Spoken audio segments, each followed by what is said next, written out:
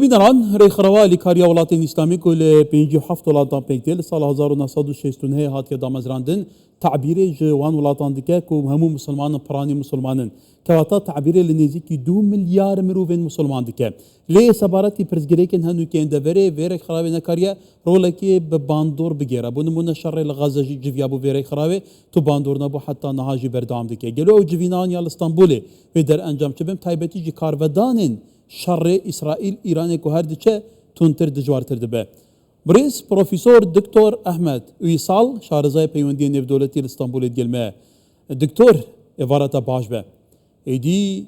بيگومان راوكرنو وهالسانگاندنا راوشي دي چارچوبه كسين شارزا و اكاديميسيان دركتيه سركردين ولاتام تهبتي كسي وكي اردوغان كو سركماري تركيا دي بيجه مترسيا برفرهبونا في شاري دابجبونا دنفري هي تو چاد بيني گلو بيكي Tabii bugünkü İstanbul toplantısı Vallahi kobunoki amroy İstanbul bo avaya ka zangaka ziyater frawan nabetu kobunoya ka badwara sun bo doxaka da kad peştir la çandin zangda kobunoy khoy anzam dawa Türkiye پێشتریش ئەم کۆبنەوەی ئەنجام داوە لە گەر پەرسەندنی ئەم گرژیانەی ناوچەکە بۆ چارەسەرکردنی ئەم گرژیان ئەم کۆبنەوانە گرنگن هەروەکو دەزانن ئیسرائیل لە دوای هێرشەکانی بۆ سەر غەزە و ئێران شتێک هاتوۆتە ئارەوە کە وڵاتانی ناوچەکە تورک و ئێران و ئەوانە کە زیاتر پارە بە برایەتی بدەن ئەمەش گرنگی خۆی هەیە هەروەکو دەزانن ئەم کۆبنەوەی ئیستانبول ئەمە دەردەخات کە یەکەم جارە وڵاتانی ئیسلامی لە دشی وڵاتێک دەیانەوێت شتێک بێنە ئاراوە کە ئەم بابەتە ڕەت بکەنەوە ئەمە گرنگی خۆی هەیە وەکو دەزانن ئیسرائیل بە هێرشەکانی بۆ سەر ئێران کە دەرخەری ئەوەیە هەڵێکی گەورەی کرد لەگەڵ ئەوەدا بوو کە دانوستانەکان بۆ پرسی ئەتۆمی ئێران لە ئارادا بوو هێرشەکان لە کاتێکدا بوو کە پەرت بە شتێک دەدرا بۆ ئەوەی پرسی ئەتۆمی ئێران پەرەی پێ بدرێت وليه بريز دكتور أحمد هالبتا اف ريخراوي نيف دولتي حتى دو في دمي جبينا جواتا ولا كاريا نيف دولتي هبو كدابش دو بريان بابو برايك بشتفانيا إسرائيليك بشتفانيا إيراني هيج در انجامك نبو ريخراوي دي كاريا ولاتين إسلامي كو برانيا ولاتين زورانيا مسلمان تدا بجدارن بيشتر جي جبين كنا لسر غزة كم كارا ولاتين عربي جبين هبويا قالك ريخراوي نيف دولتي هبونا لي تو در انجاميان هبويا قالوا جبينا اسطنبول جيتو نابيني دي بدر ديفيكي تشيت Yani mümkün encamek gibi habit. Evet. Ya bu tür kuruluşlar uluslararası باڵێ هەروەکو دەزان ئەم ڕێکخراوانە کە پێی دەڵێن ئێرادەی وڵاتەکانیان بەڕێوە دەچن و نوێنەراتی هەموو وڵاتانی لەگەڵیدایە من بۆچین من وایە هەرچەند ئێرادە هەبێت کێشەکان چارەسەر دەکرێت ئێرادەکان چەند بەهێز من بۆ چارەسەری کێشەکان ئەوەندە گرنگن هەروەکو دەزانن وڵاتە ئیسلامیەکان خاوەنی چەند توانایەکی سنووردارن ناتوانین بڵین هێزەکانیان یاخود توانەکانیان زۆر بەهێزە بۆیە ناتوانن کە ئەو قسانەی کە هێنە بۆ ئەرزی واقع بگۆڕن بەڵام ئەوەی کە لە ئێستادا هەیەت وڵاتەکان بۆ چوونی خۆیان دەردەبڕن لەبارەی ئەم هێرشانە لەبارەی غەزە و لەبارەی هێرشەکانی ئیسرائیل بۆ سەر ئێران دەیانەوێت بۆ چوونێکی هاوبەش بێنە ئاراوە بۆ ئەوەی هێرشەکان ڕەت بکەنەوە ئەمە زۆر گرنگی خۆی هەیە ئەم وڵاتانە بۆ چنی خۆیان بێنە ئاراوە گرنگە لەو بارەیەوە بۆ کۆبنەوەی ئەو وڵاتانە بەڕاستی گرنگە بەڕای من وليه دكتور سرنجاتا بو داخوانين سركمار تركيا رات كشم أبا أفشر پیدا بو يكون هم روجا چندين داخواني دانا رجب طيب أردوغان داخوانين خدا مترسية برفرابونا في شري بيقمان دينا زمان و إسرائيل بروتستو ديكه هايتو داخوانين أردوغان شات هالسنگيني گلو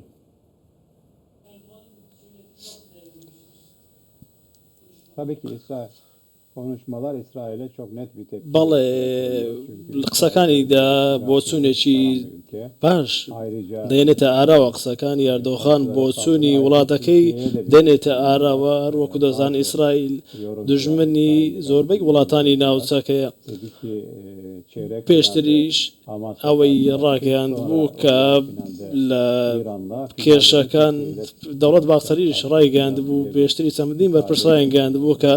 دوای ئەم هەڕەشانە هەڕەشەکە ئاراستەی تورکیا دەکرێن zihin dünyası بۆیە ئەمە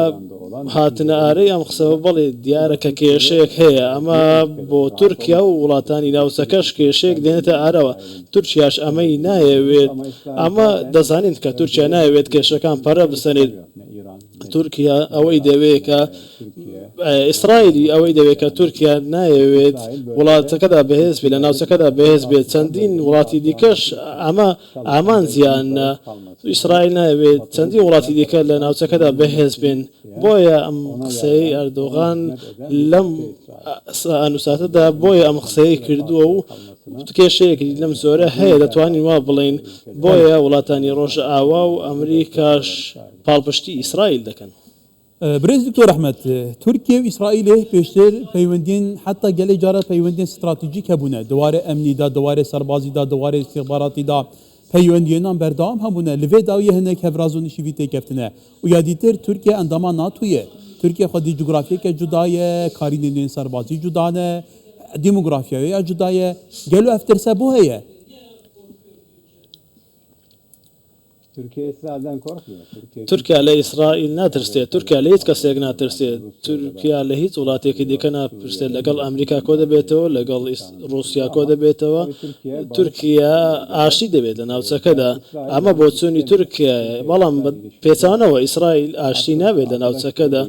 بۆیە ئیسرائیل و تورکیا هیچ کاتێک هاوڕێ نەبوون و ناش بن بەڵێ دەکرێت لە ڕابردوودا پەیوەندی استراتیژیان هەبوو بێت بەڵام هەرگیز نابنە هاوڕێ و دۆخەکەیان باش نییە ئەو دوو وڵاتە ئیسرائیل دژمنایەتی لەگەڵ هەموو ناوچەکەدا دەکات لەگەر هەموو وڵاتان دەکات هەروەکو دەزانن لەگەڵ سووریاش ئەمە دەکات پێشتر ڕژێمی ئاسەد کە ڕوخا ئێستاش کێشە لە سووریادا دروست دەکات و شتێکی نوێ لە سووریا هاتۆدا ئارەوە بەڵام بە هەمان زۆر هێرشی کردە سەر سووریاش ئەمە سیاسەتی ئیسرائیلە هەوڵی ئەوە دەدات کە ئاشتی لە ناوچەکەتان نێتە ئارەوە لە ئێرانیش ئێستا هەوڵی ئەمە دەدات هیچ کاتێک لەگەڵ ئاشتیدا نەبەوە بەڕۆکو دەزانن نزیکەی 90 ملیۆن ئێرانی لە ئێراندا هەن و ئەمە دەکرێت کە کۆچێکی بە کۆمەڵ دروست بکات بۆ تورکیا تورکیا ترسی لەمەیە هەیە تورکیا ترسی لە تیرۆر هەیە تورکیا بە هەمان شێوە ترسی لە بابەتی ئابووریش هەیە بۆیە تورکیا ئەم لێدوارانە لەداد نایەوێت سەقامگیری دیکە لە ناوچەکەدا بێتە ئاراوە بۆیە هەروەکو دەزانن گۆڕانی ڕژێمەکان ئەمە ئیسرائیل بەردەوام ئەمە دەری دەخات و ئەنجامی دەگەێنێت هەر بۆیە هەر تورکیا لە ئێستادا دەیەوێت کارەکان دکتۆر ئیسرائیل دەبێژە ئەم مافهمەیە دیفاعی خۆ بکەن جبەر و بەردەوام ئیران گەفێش ناوبرنامە لەسەر نەخشەی دیکە و دەبێژەجی ئەم بەرنامە ئەتۆمی ئێرانی بمەترسی بەسەر خۆت بینین حتا نها بەرپرسێن ئیسرائیل باوێکی ئەشکرا بەحسێ دابەشبوونا دەڤەرێ نەکردنە دەبێژن هێرشێنوان سنووردارن کاتە سەرنجاتە بۆ vêyekê çaye di çarçûvê vêyekê da mametirsi heye ev şerra berfiretir bibe coğrafî bête guartin. Tamam. Peki biz de İsrail'in nükleer silah ئێمەش دژی ئەوەین کە ئیسرائیل خاوەنی چەکی ئەتۆمیە و ئەمە هێرشێکە بۆ سەر ئێمە بۆ چونمان وایە ئەمە هێرشە بۆ سەر تورکیاش ئێستا ئەگەر ئیسرائیل هێرش بکاتە سەر تورکیا نابێت شتێک وا بێت ئەمە یاسای خۆی هەیە ئیسرائیل خاوەنی چەکی ئەتۆمیە و بۆچی ناوێت کە ئێران یان وڵاتی دیکە نابێت خاوەنی چەکی ئەتۆمی بێت ناتوانێت قسەیەکی ئەوها بکات وڵاتانی دیکەش لە هەمان بۆ چوونە بە بۆیە ئێران دەیەوێت کە ئەم ئەتۆمە ئەو بەرنامە ئەتۆمیە بۆ ئاشتی بەکاردەهێنێت بۆ کاری تایبەتی بەکاردێنێت نەک بۆ هێرشکردن بۆیە هیچ وڵاتێک یان نابێت خاوەنی چەکی ئەتۆمی بن یانیش دەبێت مافی تایبەتی وڵاتان بێت کە هەموو وڵاتان ئەمە مافی تایبەتی خۆیانە olmaması tabii بۆیە adil. ئەمە ناکرێت ئەم قسانە بکرێت دووڕوویەکە بەڕای من ئیسرائیل قسەکانی ئیسرائیل لەم جۆرە دووڕوویەکە ولی کەواتە سەرکۆماری تورکیا داخواست کرد و بە ئاشتیا پرسگیرێکە بێتە چارەسەرکردن